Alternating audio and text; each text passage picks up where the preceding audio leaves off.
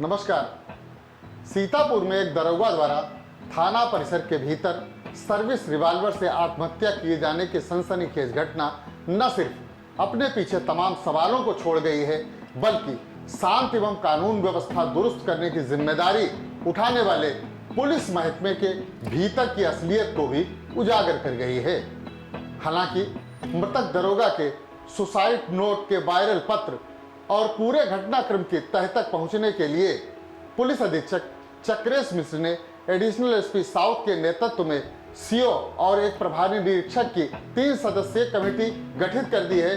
लेकिन अगर वायरल पत्र को सच मान लिया जाए तो पुलिस महकमे का जो स्याह सच सामने आया है वो बहुत ही चिंताजनक है। मृतक दरोगा के वायरल पत्र में ऊपर ही सत्यता आबलिक कार्रवाई हेतु शीर्षक लिखा हुआ है। मतलब ये कि मृतक दरोगा ने मौत के आगोश में जाने से पहले अपनी अंतिम इच्छा के रूप में इस सुसाइड नोट के जरिए महकमे के भीतर की हकीकत तो उजागर की ही है, उस पर कार्रवाई किए जाने की जरूरत पर भी जोर दिया है। पुलिस महकमे की कार्यशैली को लेकर पहले से ही तमाम सवाल उठते रहे हैं, लिहाजा इस कार्यशैली में बदलाव की जरूरत को शिद्दत से महसूस किया गया।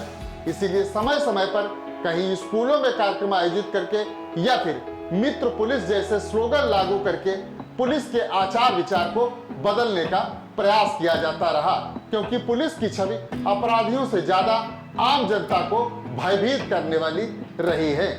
खैर, ये सारी चीजें एक बार इसलिए प्रासंगिक हो गई हैं क्योंकि एक दरोगा ने खुद को गोली मारने से ठीक पहले जिस तरीके की वेदना व्यक्त करते हुए तमाम गंभीर आरोप सार्वजनिक किए हैं, उससे यह अनुमान लगाना आसान हो गया है कि मित्र पुलिस का चरित्र कितना स्याह अथवा सफेद है। दरअसल पुलिस विभाग की कार्यशैली में पिछले कुछ समय के भीतर तेजी से बदलाव आया है।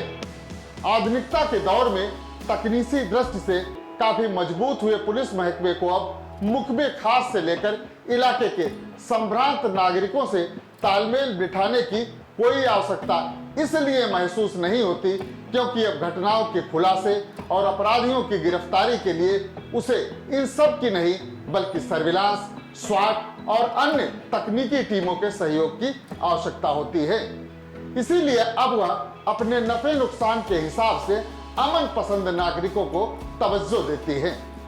मछरेटा थाने में तैनात उप निरीक्षक मनोज कुमार ने किन परिस्थितियों के चलते आत्महत्या जैसा गंभीर कदम उठाया, यह तो जांच का विषय है।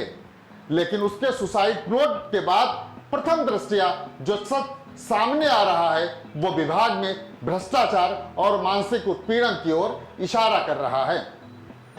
दरोगा मनोज कुमार ने न सिर्फ थाना प्रभारी बल्कि उनके कार खास सिपाहियों पर भी वसूली आदि के गंभीर आरोप लगाए हैं। दरोगा के सुसाइड नोट में अभियान के दौरान निरपराध महिलाओं और पुरुषों तक को जबरन फंसाने का दबाव बनाने का आरोप भी लगाया गया है और यह भी लिखा गया है कि ईमानदार व्यक्ति की पुलिस विभाग में इज्जत नहीं है। बात केवल यहीं तक सीमित नहीं है। थाना रामकोट में तैनात एक महिला आरक्षी ने भी थाने के प्रभारी निरीक्षक समेत अन्य स्टाफ पर गंभीर आरोप लगाते हुए प्रदेश स्तर के विभागीय अधिकारियों को पत्र भेजा है। यह भी एक इत्तेफाक है कि उप निरीक्षक मनोज कुमार प्रकरण में जो 3 सदस्यीय कमेटी पहले गठित की गई उसमें शामिल प्रभारी निरीक्षक रामकोट बलवंत शाही पर जब महिला आरक्षी के आरोपों को तीर लगे तो आनंद फानन में उन्हें जांच कमेटी से हटाकर थाना संदरा के प्रभारी निरीक्षक को उनके स्थान पर कमेटी में रख दिया गया।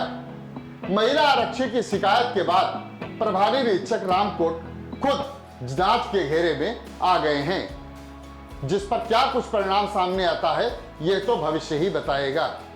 बहरहाल दरोगा मनोज कुमार की आत्महत्या को भले ही एक घटना मान लिया जाए, लेकिन यह घटना पुलिस महकमे के आला अधिकारियों के लिए उस प्रारंभिक जांच रिपोर्ट जैसी है जिसके जरिए मर्ज की गहराई तक पहुंचकर उसका इलाज खोजा जा सकता है।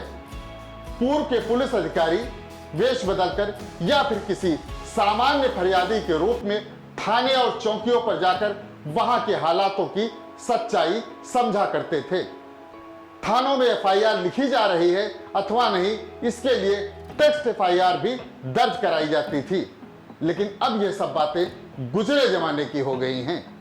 अफसर पूर्व निर्धारित कार्यक्रमों के मुताबिक ही थाने पहुंचते हैं, अपनी आवभगत स्वीकारते हैं और थाना प्रभारी अथवा सीओ से ही संवाद का दायरा सीमित रखते हैं।